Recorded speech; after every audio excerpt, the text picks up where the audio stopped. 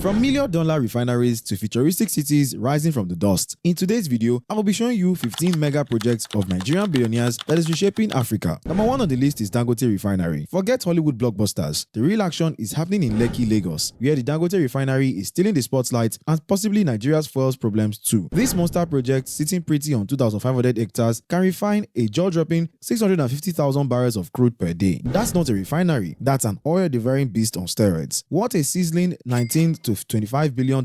This isn't just Africa's largest refinery, it's the continent's biggest flex, and the mastermind behind it, none other than Aliko Dangote, Africa's richest man and unofficial minister of doing the impossible. The man sold sugar, conquered cement, and now is bottling Nigeria's fuel headaches. Before this refinery, Nigeria had the awkward habit of exporting crude oil only to import fuel. Talk about cooking soup, then paying someone else to eat it. But not anymore. This refinery is flipping the script and turning Nigeria into a fuel exporting powerhouse. With over 100,000 jobs in the mix and billions saved in foreign exchange, the refinery is shaking tables, breaking fuel queues, and making Dangote the real MVP. Yes, there are hiccups, pipeline politics, crude supply drama, and the usual Naija wahala. But one thing's clear, Africa's fuel future just got a serious glow up. And number 2 is Airpiece Airlines. If you haven't heard of Airpiece, are you even Nigerian? This airline didn't just show up to the party, it crash landed into the skies with flair and a mission. Founded in 2013 by Allen Ifechukwu Onyema, a lawyer who traded lawsuits for wrongways, Airpiece has become Nigeria's pride and Africa's highest flying hustler. Based in the ever-busy Ikeja, Lagos, this airline is not just flying planes, it's flying the flag of hope, hustle, and heavy jollof dreams. With an estimated market value dancing between $300 million and $500 million, Airpiece is no small boy. They've got a fleet of jets ranging from Boeing 737 to the mighty Boeing 777, connecting Lagos to London, Accra to Jeddah, and probably your village next. Don't worry, they are coming. And let's talk heroism. Remember when xenophobic attacks hit South Africa while others were tweeting, Airpiece rolled up its sleeve and flew in like Captain Nigeria, evacuating stranded citizens for free. Who does that? A boss airline, that's who. More than just air travel, Airpiece is showing Africa that we can own the skies too without begging foreign airlines for legroom. So buckle up, dear Africa, because Airpiece isn't just offering flights, they are delivering destiny with a side of puff-puff and patriotic pride. Number 3 is Dangote Fertilizer Plant. Welcome to the land where cassava meets chemistry and billion-dollar dreams smell suspiciously like urea. We're talking about the Dangote Fertilizer Plant, Africa's grandest green revolution in a bag. Sitting pretty in Lekki Free Trade Zone, Lagos, this sprawling beast cost the casual $2.5 billion.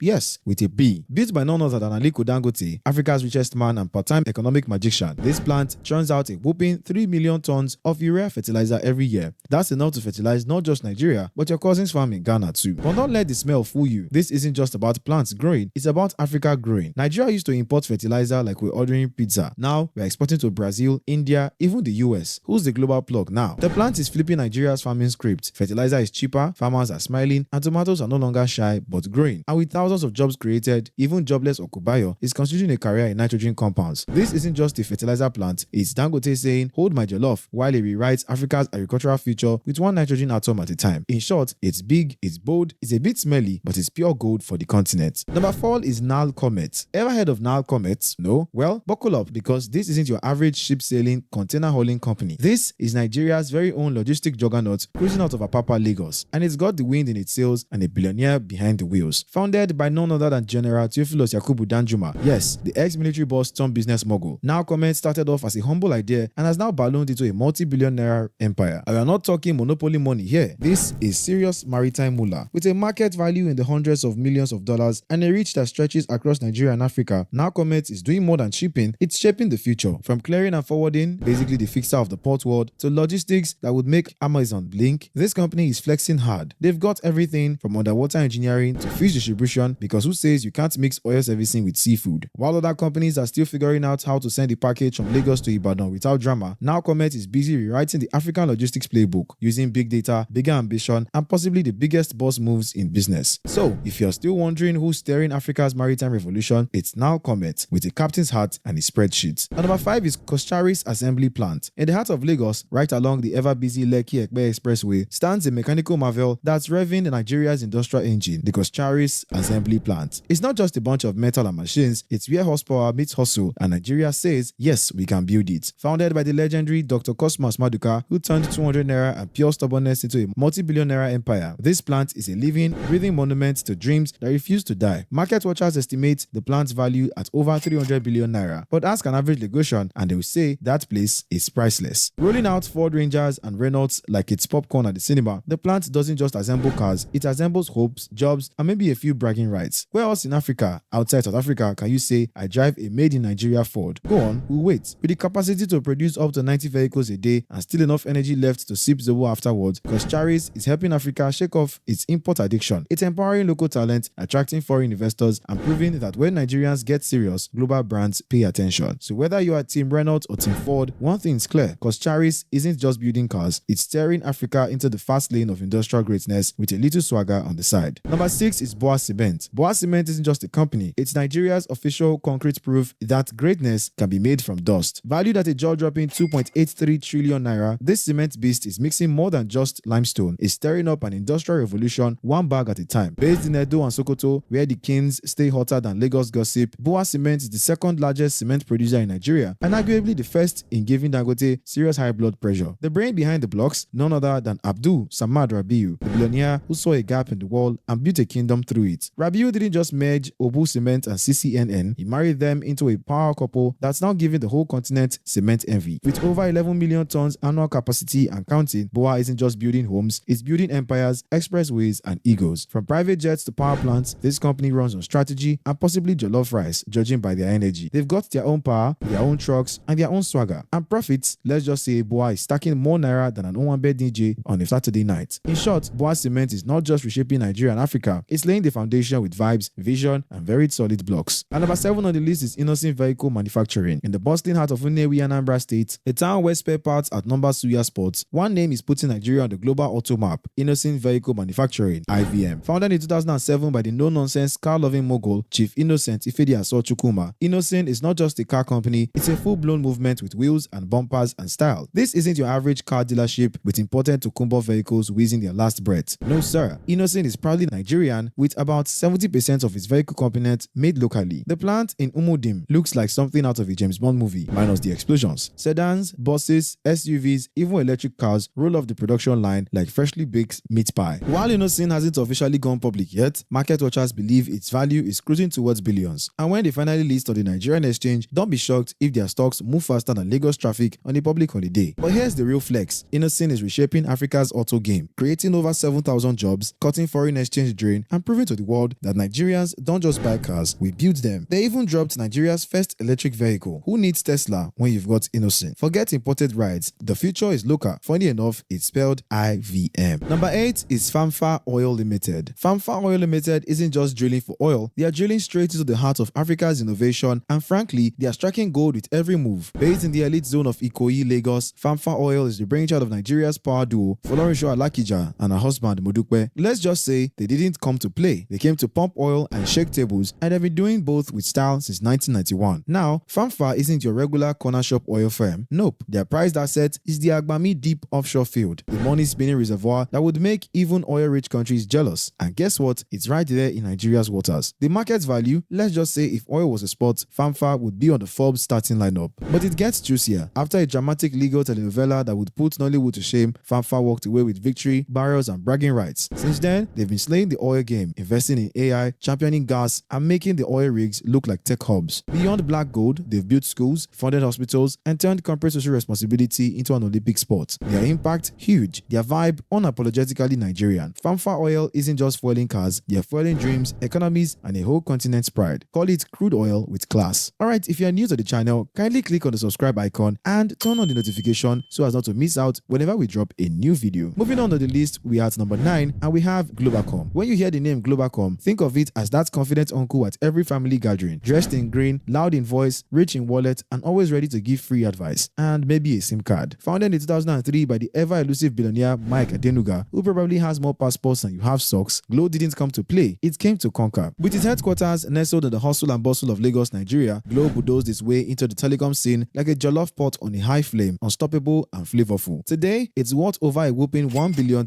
And honestly, that's probably after paying for all its free airtime promos they've dished out over the years. But beyond the flashy green logo and catchy jingles that live rent-free in our heads, Glo is actually doing serious work. The Glo One undersea cable, which sounds like something from a James Bond movie, connected Africa to Europe and said, buffering, we don't know how. They're not just giving you data, they're connecting dreams, powering businesses, and yes, sponsoring everything from Nigeria music concerts to your cousin's favorite football club. So whether you are streaming, scrolling, or gossiping on WhatsApp, chances are Glo is somewhere in the mix, laughing with you and collecting your recharge recharge card money with style. Number 10 is Shogun Power Plant. Tucked quietly in Ogun State, yes, the same place your auntie sends you to during the holidays, stands a power plant that isn't just humming, it's flexing. The Shogun Power Plant. This isn't your average generator at the backyard. We're talking about over 1,000 megawatts of electricity pumping like a Niger club speaker on a Friday night. Owned and operated by Pacific Energy, the real wizard behind the curtain is billionaire Dr. Deji Adeleke, business mogul, founder of Pacific Holdings, and yes, the dad of Nigeria's Afrobeat prince Davido. Talk about a family of hits. One electrifies dance floors, the other electrifies cities. Snagged during Nigeria's power privatization era, aka the Hunger Games for infrastructure, Shogun now boasts a cool $1.4 billion market value. That's not small money, that's imported plantain chips money. This plant isn't just lighting bulbs, it's charging dreams, from powering schools and factories to giving small businesses their glow up. Shogun is a quiet superhero in Nigeria's nepaphobic saga. When gas is flowing and the stars align, it's as if Thor himself zapped Nigeria with a power boost. Is it perfect? Nah. Sometimes gas wahala holds it back, but even Superman had kryptonite. Still, Shogun reminds us that when Nigerians get serious, we don't just power up, we over-deliver with a sprinkle of jollof and drama. Electricity with swagger? Shogun said, hold my fuse. Number 11 is Geru Power Plant. Nestled in Kogi State, like a hidden treasure chest full of electricity, the Geru Power Plant isn't just powering homes, it's shocking Nigeria into a new era, pun absolutely intended. Born in 2007, this gas-powered beast started humbly at 414 megawatts, but when billionaire Femi Otedola strolled in with his signature swagger in 2013, Geru got a billionaire makeover and started glowing, literally. Today, we are talking 435 megawatts of pure don't touch that wire energy, with ambitions to hit 1.2 gigawatts. That's not just powering bulbs, it's lighting up legacies. Located in Geru, Kogi, this plant burns gas cleaner than a Lagos gossip burns gist. And it's not just puffing smoke, it's pushing electricity through Nigeria's 330 kilovolt grid like it's sending WhatsApp broadcasts. Otedola didn't stop there. In 2022, Geru danced onto the Nigerian Stock Exchange like a diva in high heels, and boom, it had a 2.5 trillion naira market cap. That's right. While some companies sell shoes, Geru sells pure power and still ends up on Forbes' radar. And now, Siemens is in the mix, signing deals to take Geru from a power station to a power sensation. Less carbon, more current. In summary, Geru isn't just a plant, it's Nigeria's electric Beyonce, 7 watts, flipping switches, and owning the stage. Africa, take note, the power game has changed and Geru just plugged in the future. Number 12 is Honeywell Flour Mills. In the land of jollof,